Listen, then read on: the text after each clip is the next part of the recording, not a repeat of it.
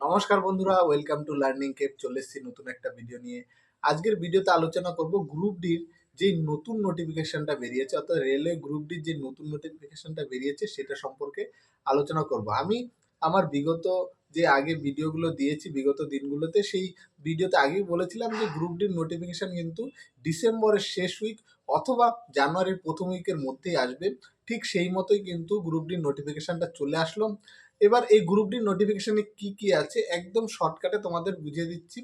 Group ডির নোটিফিকেশনে total 32,000 approx vacancy আছে, যেটা আমরা সবাই অ্যাজিউম করছিলাম যে মিনিমাম 50,000 হবে। সেই হিসেবে কিন্তু ভ্যাকেন্সিটা খুব কম এসছে। জানি না ফিউচারে অন্যান্য ভ্যাকেন্সির মতো আর পরবর্তীকালে হয়তো ভ্যাকেন্সি বাড়ানো হবে কি না হবে সেটাও জানি না, কিন্তু বাড়ানোর চান্স যেহেতু এত কম ভ্যাকেন্সি, তো বাড়ানোর চান্স একটু আছে, সেটা দেখে বোঝা যাচ্ছে। আর এর সাথে সাথে ফর্ম ফিল আপ কবে থেকে শুরু হবে? ফর্ম ফিল আপ শুরু হবে তোমার 23শে জানুয়ারি থেকে। ফর্ম ফিল আপ কিন্তু শুরু হয়ে যাবে এই গ্রুপ ডির। আর বয়সের ছাড় কিন্তু 36 বছর পর্যন্ত আছে, অর্থাৎ 3 বছরের যে করোনা পিরিয়ডের যে ছাড়টা সেটাও কিন্তু এই গ্রুপ ডির ভ্যাকেন্সিতে কিন্তু দেওয়া আছে, অর্থাৎ 3 বছরের যে এক্সট্রা ছাড় সেটা এই গ্রুপ ডির ভ্যাকেন্সিতে তোমরা পেয়ে যাবে।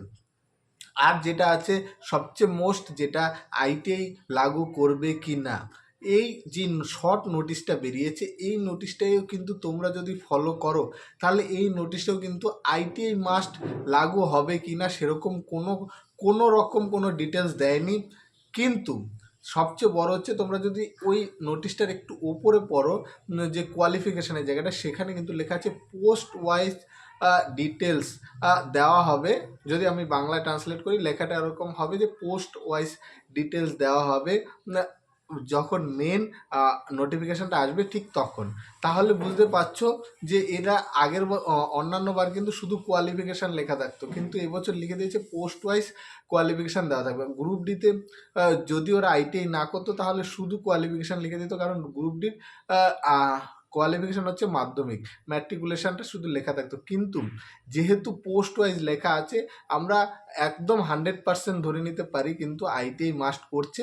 শুধুমাত্র কিছু পোস্ট বাদে, যেমন পয়েন্টসম্যান, এই পোস্টটাই কিন্তু আইটিআই থাকবে না, কিন্তু খুব কম পোস্ট থাকবে আইটিআই ছাড়া। যেহেতু ভ্যাকেন্সি অনেকটা কম, ভ্যাকেন্সি যদি 60,000 বা 60,000-এর প্লাস আসতো তাহলে কিন্তু নন আইটিআইদের জন্য কিন্তু অনেকটা সুযোগটা কিন্তু বেড়ে যেত, যার ফলে কিন্তু চাকরি পাওয়ার চান্সটাও কিন্তু অনেকটা বেড়ে যেত। যেহেতু ভ্যাকেন্সি আমরা পরবর্তীকালে বাড়বে কি না বাড়বে সেটা জানি না, তো সেই হিসাবে কিন্তু ভ্যাকেন্সি অত্যাধিক খুবই কম। মানে অবশ্যই আশা করা যায় যে প্রোটেস্ট সামনে হবেই এই ভ্যাকেন্সি নিয়ে।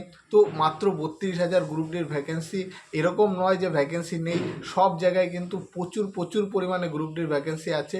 তবুও তারা কেন ভ্যাকেন্সি বের করলো না সেটা কিন্তু একটা বড় কোশ্চেনের মুখে রাখে রেলওয়েকে। যাই হোক, তো এই ভ্যাকেন্সির কিন্তু এইগুলি হচ্ছিল মেন পার্ট যেগুলো আমরা বললাম।